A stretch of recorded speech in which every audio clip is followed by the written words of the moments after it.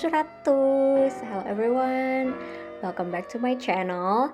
Setelah sebelumnya aku cerita tentang servis terjemahan Indonesia Prancis dan sebaliknya di Indonesia dan di Prancis, kali ini aku mau cerita tentang perjuangan aku mengenai peradministrasian asuransi maladie dari nomor sementara hingga nomor permanen. Alright, kita mulai aja ya.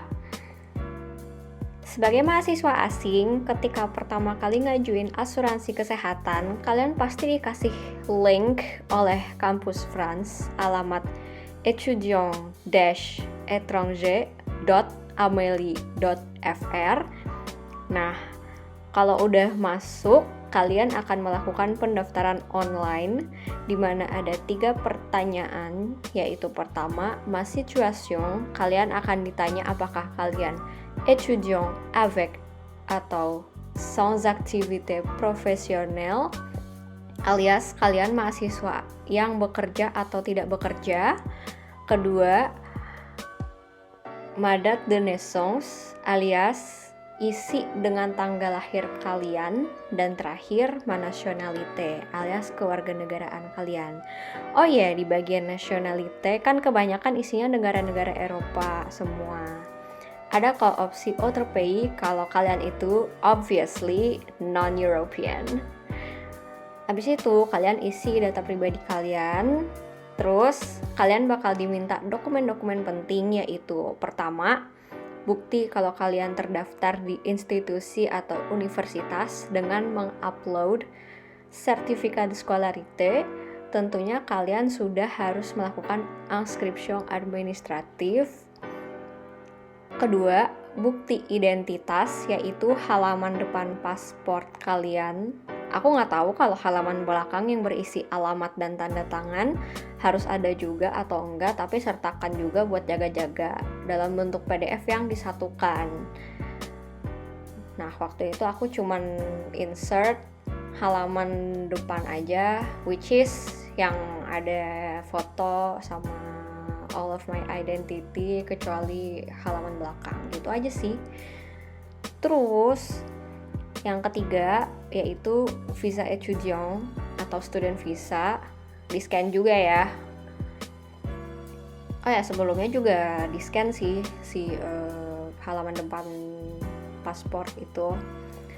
Terus yang keempat, justificatif d'état civil, yaitu scan terjemahan akte kelahiran yang benar-benar nanti akan aku bahas abis-abisan. Titre de séjour, selanjutnya yang kelima, karena ini baru permohonan pertama assurance maladie. Ya, maksudnya sebagai mahasiswa asing yang istilahnya tuh baru sampai di Prancis, bisa dibuktikan dengan scan vignette OV atau dokumen PDF OV yang dilakukan online di administration-étranger-france.interieur.gouv.fr/particulier. Nah, vignette OV ini tujuannya biar gak diusir dari Prancis setelah 3 bulan stay atau saat-saat mendekati visanya tuh habis. Dan yang terakhir, yang keenam, RIB atau relevé identité bancaire, alias bukti kalau kalian udah punya akun bank, atau ya alias maksud saya identitas akun bank kalian yang ada nomor IBAN kalian gitu. Intinya, sebelum ngajuin asuransi maladie ini as in first demand, sebisa mungkin kalian udah fix tempat tinggalnya, udah punya akun bank, ya semua kebutuhan dasar sebagai mahasiswa udah terpenuhi secara administratif ya. Nah, based on my experience, aku dapat nomor sementara tuh like 2-3 hari setelahnya, dan itu nomor berlaku hanya 1 tahun. Nah, abis itu harusnya aku udah daftar mutual, entah gimana ngejelasin si mutual ini, kalian bisa komen di bawah. Tapi nggak aku lakukan dengan alasan bahwa RIB dan Eta Civil aku belum dianggap oke alias konform oleh pihak Asuransi Maladi. Mohon maaf, maksud aku non konform atau en cours de traitement masih diurus, maksud aku. Jadi semuanya yang sudah konform itu kita nggak bisa upload ulang untuk misal ganti dokumennya gitu, nggak bisa. Jadi ya waktu itu RIB dan Eta Civil aku belum dianggap konform alias masih en cours de traitement oleh Asuransi Maladi, dan itu lama sekali. Pernah suatu ketika, tepat setahun yang lalu, hari ini aku masuk rumah sakit cuman gara-gara mules lagi datang bulan. Setelah 4 jam stay di rumah sakit, aku diizinkan pulang. Saat itu sakit perutnya sangat parah, tidak seperti bulan-bulan sebelumnya, bulan-bulan lainnya. Sebulan kemudian, akhir November 2019 tepatnya, aku ditagih rumah sakit, ya tepatnya pusat dari semua rumah sakit di Lille, untuk membayar hampir 25 euro. Di situ aku baru tahu kalau tanpa mutual kita harus bayar segala keperluan kesehatan kayak suntik, periksa gitu-gitu di rumah sakit, atau kalau beli obat di apotek. Kalau punya mutual, kita nggak perlu bayar sama sekali. Januari 2020, aku mengajukan Complémentaire Santé Solidaire atau disingkat CSS di Assurance Maladie kantor cabang Lille 2. Ya sebenarnya kantornya Assurance Maladie ya, di Wazem. Tapi karena nunggunya cukup lama, aku pun memutuskan untuk membuat akun dan mengajukan paket mutual selama 8 bulan di La Mutuelle des Étudiants atau LMDE, dan setiap awal bulan aku akan di auto debit sebesar 15 euro. Sebuah keputusan yang benar-benar sangat aku sesali. Pertengahan Maret 2020, yaitu di awal-awal PSBB di Prancis, aku menerima attestation de droit à l'assurance maladie dan CSS, yang ternyata si CSS tersebut memiliki fungsi yang sama dengan mutual, dan tentunya masih dengan nomor sementara tanpa kartu vital. Saat itu aku kaget, kok udah berbulan-bulan saya tinggal di Prancis nggak dapet kartu vital juga gitu. Awal Juni aku dibuatkan surat reklamasi oleh suami bulenya, salah satu orang Indonesia yang tinggal di Auberge, ya orang Prancis sih beliau, dan beliau menyarankan aku menggunakan timbre RAR, recommandé avec accusé de réception. Entah apa bahasa Indonesianya, tapi buat yang tahu silahkan komen di bawah. Balasan yang aku terima saat itu adalah aku tidak menyertakan akte kelahiran. Ya, versi terjemahannya tentunya. Dalam hati aku bilang, perasaan udah di-upload, kok minta lagi? Ya, aku kasih terjemahan akte kelahiran yang ada, dan ternyata terjemahan tersebut tidak diakui oleh pihak Asuransi Maladi. Dan saat itu aku benar-benar yang namanya kecewa, sangat kecewa. Intinya dari skala 1 sampai 10, kecewanya aku itu ada di skala 10 dah. 10 dari 10. Karena apa yang aku percaya bahwa mahasiswa asing bakal langsung dapat kartu vital, ternyata nggak dapet, even sampai nggak ngegubris lagi urusan Assurance Maladie itu karena masalah terjemahan doang. Dan saat itu aku merasa untuk mendapatkan kartu vital itu aku harus marah dulu, aku harus ngambek dulu. Bahkan aku pernah nulis status di Instagram, ya cuman satu Insta story doang, dan saat itu langsung dibales sama temanku yang dulu juga pernah tinggal di Perancis dan mengalami hal yang sama. Dan saat itu ya aku cuman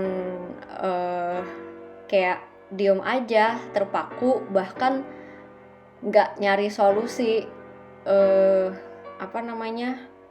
Karena saat itu juga daftar penerjemah tersumpah yang ada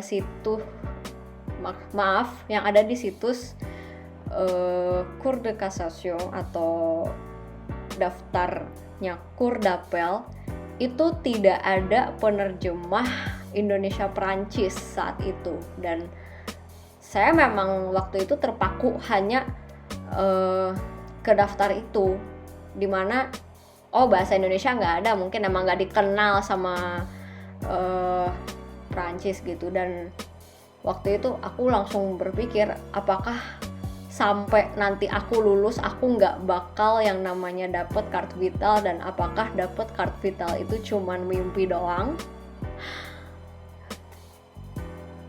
Nah, nggak lama kemudian, kayaknya waktu itu aku hitung-hitung tuh kayak sebulan atau lebih,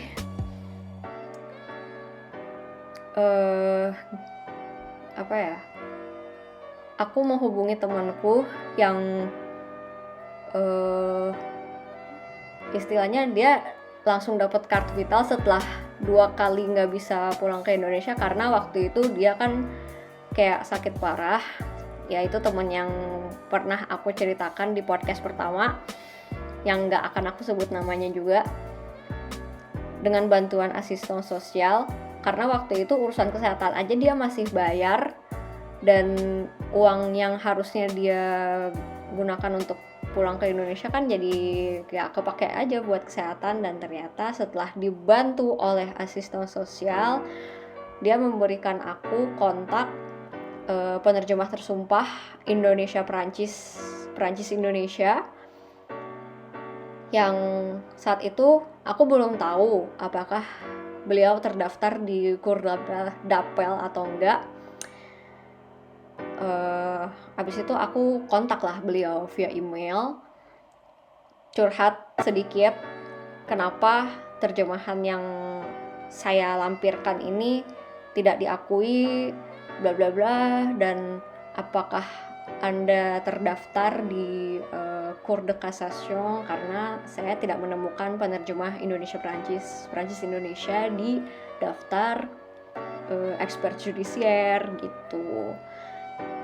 Dan beliau membalas ya sesuai yang aku tunggu-tunggu sih, gak diakuin. Dan penerjemah tersumpah yang mereka maksud itu hanya penerjemah yang ada di teritori Prancis. Nah, habis itu aku nanya, kalau aku pesan di beliau nerjemahin lagi si akte kelahiran, itu tarifnya berapa, dan apakah dapat file PDF-nya atau enggak. Ya aku dikasih tahu harganya, dan memang harganya lebih mahal daripada tarif terjemahan di Indonesia, terjemahan yang sama loh ya. Sedangkan waktu itu saya mikir, perasaan terjemahan yang ada sama aku juga itu penerjemah tersumpah juga loh, dan emang bukan di Prancis, tapi itu tersumpah loh, masa sampai nggak diakuin Assurance Maladie gitu. Itu loh yang waktu itu saya kecewakan saat itu. Dan akhirnya pas udah tahu harganya dan durasi pengerjaannya, which is 3 hari dan lain sebagainya, akhirnya aku pesen, aku bayar dengan transfer bank, terjemahannya udah jadi, dikirimlah via post, nyampe tanggal 1 September dan kopiannya tentunya aku fotokopi dulu dan scan dulu juga, karena fotokopi dan scan waktu itu di kampus yang saat itu udah buka itu ya gratis lah ya. Kopiannya aku siapin di amplop coklat dengan surat yang dari Asrul Maladi yang menyatakan bahwa terjemahan aku nggak diakuin. Itu akhirnya aku send lagi ke Asrul Maladi via post. Kalau nggak salah waktu itu aku hanya menggunakan letter CV sebagai perangkonya. Jadi ya kalau diibaratkan ya ibarat yes kalau di JNE, karena dengan letter CV surat akan nyampe paling cepat sehari gitu. Dan 2 minggu atau bahkan 20 hari kemudian aku mendapatkan surat, yaitu sama kayak waktu bulan Maret lalu, yaitu atestation de droit à l'assurance maladie dan CSS, tapi dengan nomor yang berbeda. Dan saat itu aku baru nyadar kalau itu adalah nomor permanen, dan alhamdulillah aku udah dapet nomor permanen. Dan selang 2 hari kalau gak salah ya, itu aku dapet yang namanya surat, dimana si surat itu ada embel-embel kartu vitalnya. Mereka meminta foto, meminta tanda tangan, dan meminta kopi identitasku, yaitu waktu itu aku pakai kopi paspor ya. Nah, aku juga langsung mengirim itu dokumen like sesegera mungkin. Dan habis itu aku ya sampai saat ini masih menunggu kartunya, tapi mudah-mudahan cepat lah ya, karena waktu itu aku terakhir ke apotek tuh kan beli inhaler. Aku tidak perlu bayar karena aku menunjukkan si atestation dan CSS tersebut kepada apoteker, dan alhamdulillah ternyata dimudahkan, walaupun masih berupa